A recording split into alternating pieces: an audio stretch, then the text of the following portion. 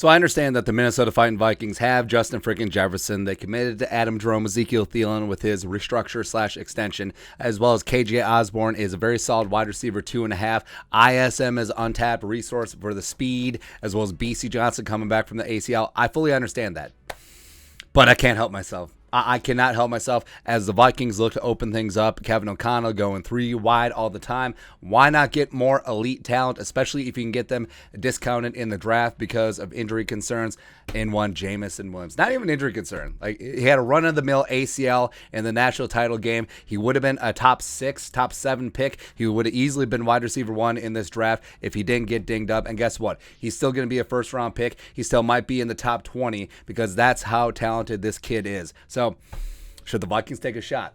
Either sticking and picking at 12 or a potential trade down and still taking Jameson Williams and having him redshirt a year. Maybe he starts on the pup, although reports are that his ACL is ahead of schedule. Although, I don't know, all ACLs are ahead of schedule, especially when the draft is coming up. But he does look good in some of those workout videos that you've seen. But Jameson Williams, even if you get half of his rookie season, you can come in later in the year as well as the playoffs and just add that speed dimension for the Vikings. It would be a lot of fun. And also going forward, he would be the Batman to Jefferson's Batman. Come on, man. Let's talk about Jameson Williams today. Background, 21 years young, true junior, 6'2", $179, former 4-star recruit from St. Louis, Missouri. Originally committed to Ohio State, spent 2 years there. Never really got the time of day. He had 15 total catches in 2 seasons at the Ohio State University. Imagine a wide receiver core where we have Jameson Williams, Garrett Wilson, Chris Olave, and also KJ Hill was in there for a season as well. Wow. Crazy, man. But yeah, didn't get the time of day in Columbus, transferred to Alabama, and then honestly had one of the greatest college wide receiver seasons ever. 79 catches, 1,572 yards, 15 touchdowns, 81.6 PFF grade. Really took the reins of that Jalen Waddle role in Alabama's offense after Waddle went to South Beach. He also returned 2 kicks for touchdowns as well, so he's a special teams dynamo, and he was a big reason why Bryce Young won the Heisman. F it. Jameson down there somewhere, man. That's right. So pros, obviously world-class speed, and he obviously didn't get tested because of the ACL, but he would have clocked in the 4.3 range for sure. Also, I think he was a record-setting high school hurdler, which is impressive as well. Plus, you have fast guys, and then you have guys who can change direction. And Jameson Williams is both, because sometimes speed without being able to slow down and change direction, it's pretty much meaningless, but he can turn on a dime, he can break routes off, he can do all the great things that you want to see from a fantastically fast receiver. Plus, he just eats up that cushion instantly. Now, teams in the NFL, they're going to try and press him, and he certainly is going to have to work and come up with some moves and add some more strength, as well as a little bit of hand fighting to be able to get off of man press in the NFL. But I mean, once he gets off it, he's gone. Like, unless you have safety help over the top, you're going to have a bad day. You're going to have a very tough time with Jameson Williams. And if you play off, he's just going to eat up that cushion. He's still going to go by you, or he can break off his route. He can come back to the ball. He can do all that stuff. He's got a large catch radius as well, even though could certainly add a little bit of weight. Could certainly use a Juicy Lucy as well as some tater tot hot dish. That's why he needs to bathe himself in the waters of Lake Minnetonka. But I think that his catch range is not an issue. Plus, an elite special teamer. Obviously, the Vikings are good to go with King Kenny and Wangu returning kicks, but also gives them another option. Plus, as a punt returner, could be elite. Cons, of course, coming off the ACL tear. But it's crazy to think. Like, if Gale Sayers wrecked his knee nowadays, it'd be like, all right, we'll see you next year. Whereas, it impacted a Hall of Fame career.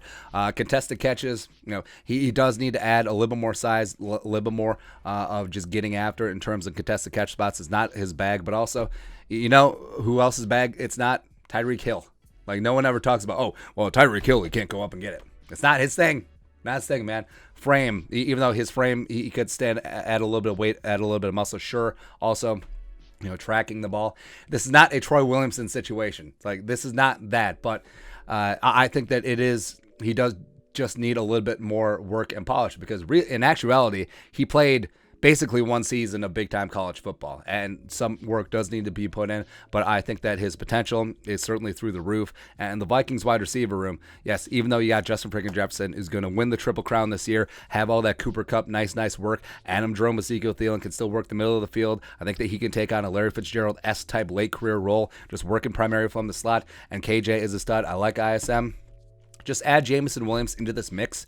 Yes, let him come along slowly. Probably start the year on the pup. Maybe you get around week 10, 11, 12. Maybe he is cleared for a couple of snaps. And then guess what? All gas.